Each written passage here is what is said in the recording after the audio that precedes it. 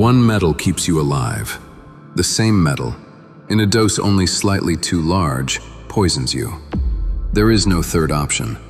Your body cannot manufacture it, cannot survive without it, and cannot store the excess without harm. It has to arrive from outside, in an amount so precise that being wrong in either direction does real damage. That metal is copper, and 4,000 years before anyone could measure a single milligram, Ayurvedic households were dosing it by ritual. Water stored overnight in a copper vessel, drunk at dawn. Not for taste, not for tradition alone.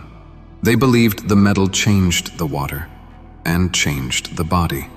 They never explained how.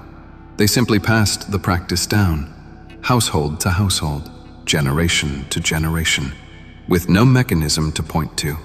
Modern instruments eventually went looking for why. What they found wasn't folklore dressed up as science. It was ion chemistry that had been hiding in plain sight for millennia, and a dosing window so narrow, it's almost unnerving that anyone found it without a laboratory. 3 things about copper resist easy explanation. First, bacteria die on its surface within minutes, while the same bacteria survive for days on steel or glass. Second, the structural proteins in your skin and arteries physically cannot assemble without it. Third, deep inside every cell, copper sits at the center of the machine that turns oxygen into usable energy. 3 locked doors. By the end of this decode, all 3 open. And so does a 4th one the ancients understood better than we tend to credit them for. The exact line between the dose that heals and the dose that harms. Here's your first check-in. Notice your jaw right now. Is it clenched? Drop it. Let your shoulders fall an inch. Nothing mystical here.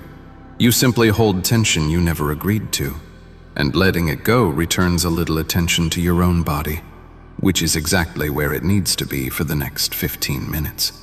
The ancients had no microscopes, no cell biology, not a single peer-reviewed page. What they had was observation across generations. And observation, repeated enough times across enough households, becomes data whether anyone calls it that or not. Copper is one of the few trace metals the human body cannot do without, and cannot hold in excess without being harmed by it. That paradox is the first real clue. Too little, and critical enzymes stop working. Too much, and the same element becomes a poison. The ancients found the window by nothing but generational trial, not luck. Inherited pattern recognition, encoded as ritual, because no one yet had the vocabulary to call it chemistry. This is the cipher, a daily practice encoding a mechanism nobody could name at the time. We're about to name all 4. The first lock is antimicrobial. Copper ions released into standing water disrupt bacterial cell membranes on direct contact, an effect researchers call the oligodynamic effect. The ions destabilize the membrane until the cell simply collapses. This isn't folk medicine in new clothing. It's why hospitals install copper alloy surfaces on door handles, bed rails, and IV poles. In controlled ward studies, copper fittings carried significantly lower microbial loads than the standard materials beside them, and laboratory testing has measured bacterial reductions above 99% on copper surfaces. That's the first door. This one is genuinely about the vessel itself. Stored water, left in copper, ends up measurably cleaner than water left in glass. But the ancients weren't only purifying water. They were reaching for something the metal does once it's inside you. That's the second signal, and it points deeper than bacteria. Pause. Second check-in. Relax your tongue off the roof of your mouth. Unclench your hands if they've quietly closed. These small holding patterns cost you nothing to release, so release them and keep listening. Copper's second job lives inside an enzyme most people have never heard of, lysyl oxidase. This enzyme cannot function without copper acting as its cofactor. Its task is to cross-link collagen and elastin, literally stitching the structural proteins in your skin, blood vessels, and connective tissue into stable, resilient architecture that holds its shape under load. When copper runs short, lysyl oxidase activity drops, and the cross-linking falters.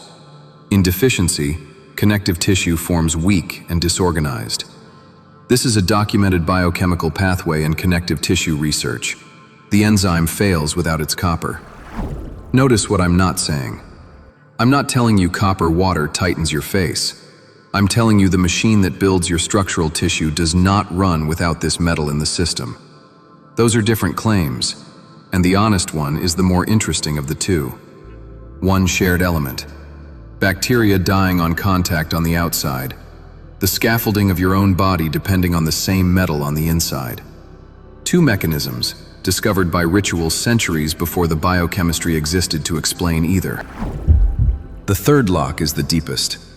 Copper sits at the center of cytochrome C oxidase, the copper-dependent enzyme that forms the final step of your cellular energy chain, where oxygen is reduced to water and energy is released.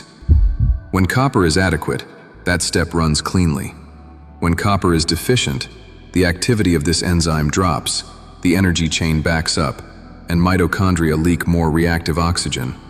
The same oxidative stress repeatedly linked to tissue degeneration and the slow structural decline most people simply accept as inevitable. Not energized water carrying a vague life force, an actual copper-dependent enzyme inside your cell's power plant, whose output depends on a metal your body has to receive from outside every single day. Final check-in. Notice your breath. Is it shallow, sitting high in your chest? Drop it into your belly. Slow it down. You've been decoding hard. Give your nervous system one deliberate breath before the last door. And now the fourth door, the one the original storytellers may have understood most sharply of all. Everything I've described is what copper does when it's present in the right amount. Push past that amount and every benefit inverts. The tolerable upper intake level for an adult is 10 milligrams a day. Beyond it, the first signs are nausea, cramping, and digestive distress. Sustained excess strains the liver. The ancients had no number, but they had a delivery method that self-limited the dose. Plain water, left overnight in the vessel, picks up only a fraction of a milligram. The ritual wasn't decoration around the benefit. The ritual was the dosing system, a way to take a dangerous essential metal in an amount that stayed inside the window every day, without ever knowing the window existed. So here's the permission slip. You don't need to believe copper water rewrites your biology. You only need to understand what it actually is. A low, self-limiting daily dose of an essential metal, delivered by a vessel that also measurably cleans the water it holds. That's a defensible reason to try it, and the whole reason it survived 4,000 years. If you do it the way the window demands. Use a vessel of genuinely pure copper, not plated or alloyed. Store plain room temperature water only. Never citrus, never juice, never anything acidic, because acid strips copper into the water fast enough to push you past the safe line. Fill it at night, let it stand 8 to 12 hours, and drink it in the morning. One vessel's worth. Rinse it out. Don't let old water sit for days. And if you have Wilson's disease or any diagnosed copper handling condition, this practice is not for you. Skip it entirely and stay with glass or steel. Here's the honest arc. Day 1, you'll notice nothing but the faint, clean taste of the water. And that's correct. This is not a stimulant, and anyone promising a same-day jolt is selling you something. Day 7, the only real change is that the ritual has become automatic. The vessel filled without a decision, the morning glass simply there. Day 30, what you've actually built is not a transformation you can feel by Tuesday, but a small, steady, correctly dosed input running quietly in the background of the machinery we spent this whole decode explaining. The enzymes, the scaffolding, the power plant. Undramatic, repeatable, real. That's what ancient wisdom actually means, stripped of mysticism. Not magic standing in for science. Pattern recognition arriving centuries before the instruments that would confirm it. including the wisdom to stop at the exact line where a medicine becomes a poison. So tell me in the comments, are you already a copper vessel drinker, or is this your first time hearing the window explained? Type ritual if you've done it for years, decode if you're starting this week.